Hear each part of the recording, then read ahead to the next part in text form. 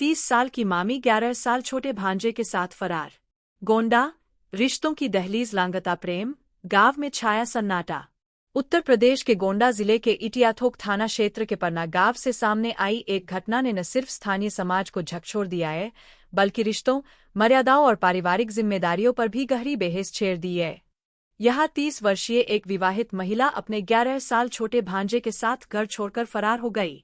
महिला 2 बच्चों की मां है और जाते जाते उसने एक पत्र छोड़कर अपने फैसले की वजह भी लिखी।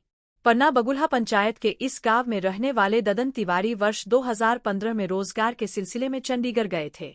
वहीं उनकी मुलाकात मनीषा से हुई। दोनों के बीच नजदीकियां बढ़ी और 2016 में कोर्ट मैरिज के बाद साथ रहने लगे। समय के साथ परिवार बया और उनके 2 बेटे हुए, 9 साल का वरुण और 4 साल का लविश। गांव वालों के अनुसार परिवार सामान्य और शांत जीवन जी रहा था, लेकिन बीते कुछ वर्षों में कहानी ने अलग मोड़ ले लिया।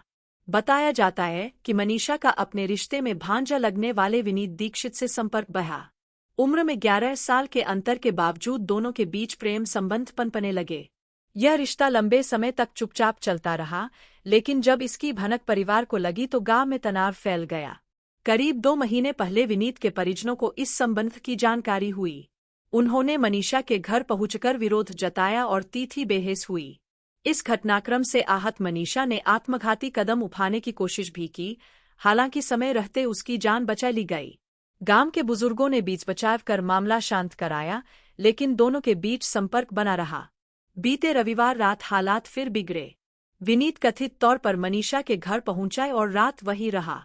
सुबह यह बात सामने आने पर गांव में हंगामा मच गया। लोगों ने समझाने की कोशिश की, लेकिन दोनों अपने फैसले पर अड़े रहे। मामला पुलिस थाने तक पहुंचा, जहां मनीषा ने साफ कहा कि वह पति और बच्चों से अलग होकर विनीत के साथ नया जीवन शुरू करना चाहती है। उसने पुलिस को एक पत्र सौंपते हुए अपने निर्णय की जिम्मेदारी स्वयं ली। रविवार शाम मनीषा अपने दोनों बच्चों और पति को गांव में छोड़कर विनीत के साथ घर से चली गई। इसके बाद से दोनों की तलाश की जा रही है।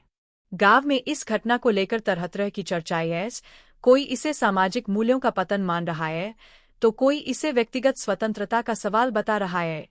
यह मामला सिर्फ एक परिवार की कहानी नहीं रह गया है, बल्कि ग्रामीण समाज में बदलते रिश्तों, मानसिक दबाव और पारिवारिक संवाद की कमी जैसे सवाल भी खड़े कर रहा है। पुलिस की जांच जारी है और गांव आज भी इस अप्रत्याशित घटना से उबरने की कोशिश कर रहा है।